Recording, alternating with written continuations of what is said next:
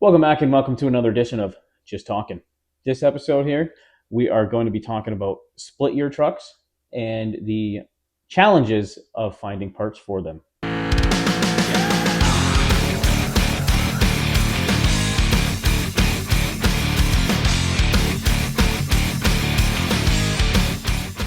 So, for those who don't know, a split gear truck is where the production changed halfway through the year. So, the most notable is a Dodge Ram 2500 in 1998. 98, early 98, late 98. They're both second gen Cummins, but one had a 12 valve, one had a 24 valve. But on that 24 valve, there are some 12 valve parts. Most notably, the BCM, so body control module. I have had issues finding them for a 12 valve 98 and a 24 valve 98.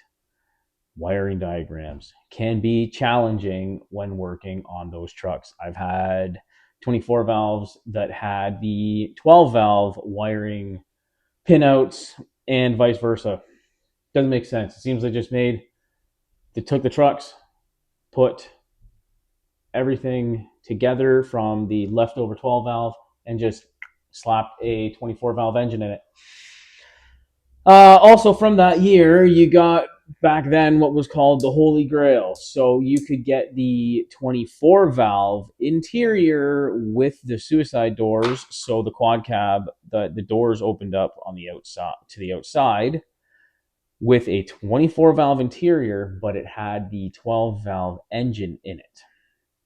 Those were fairly rare. I've seen maybe two of them in the whole time I've had the business here. Chrysler also is known on some trucks for some parts to be hard to cross-reference.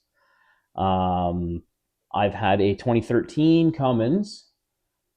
The truck was designated federal emissions, but for the coolant lines that run back along the side of the block to the turbocharger and up to the heater core, and they also wrap around the back of the head and go to the torque converter cooler, that had California emissions truck cooler on it.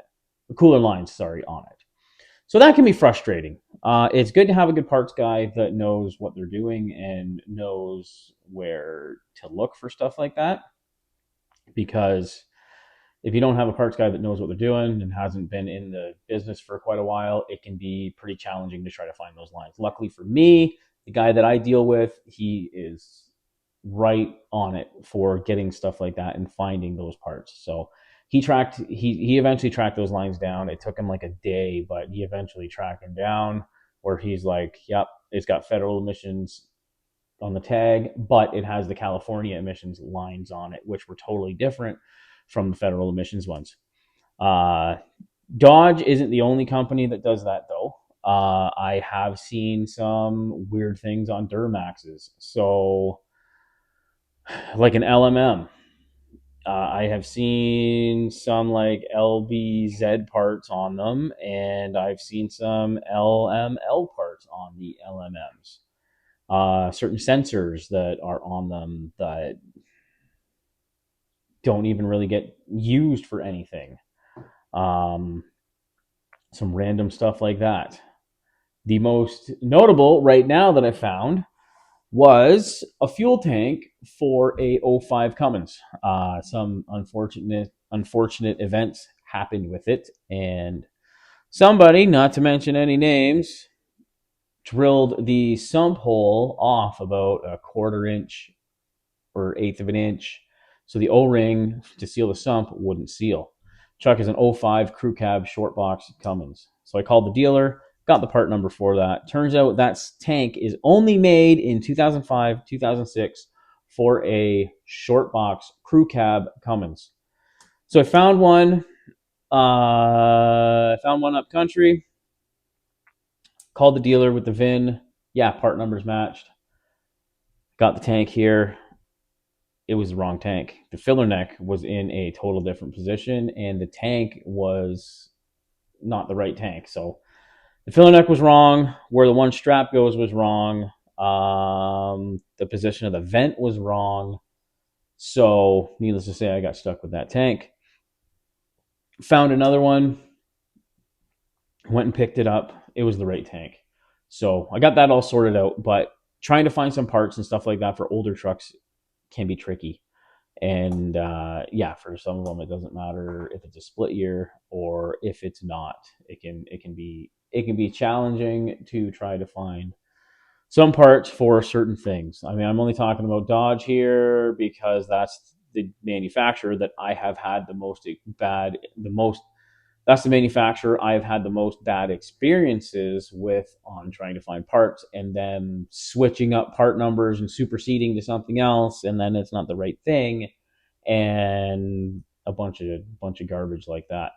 I have also worked on a F650 that had a 6-liter Power Stroke in it, but it had 7.3 parts on it.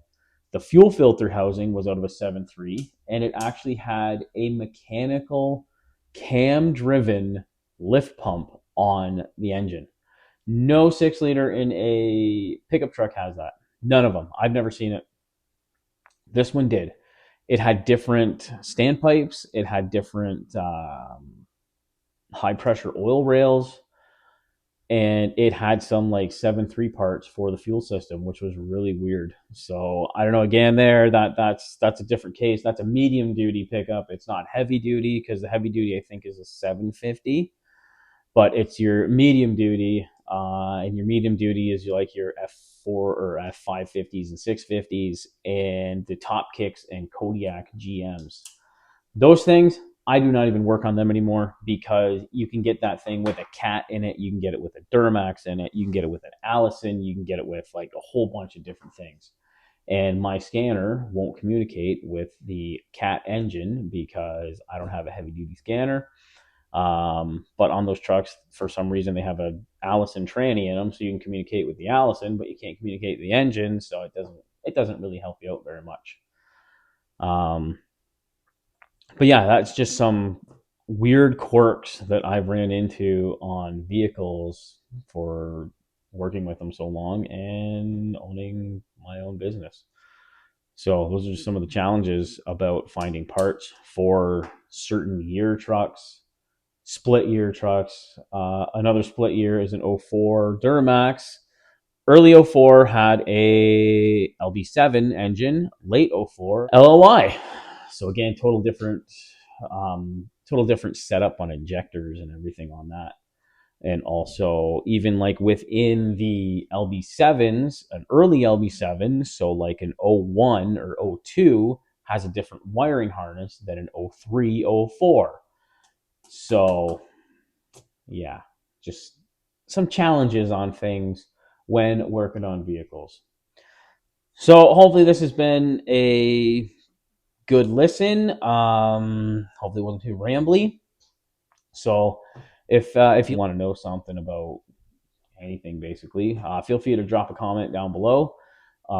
Don't forget to like this video, and don't forget to like us on Facebook, subscribe on YouTube, and follow us on Instagram. Thanks for watching, and we'll see you on the next one.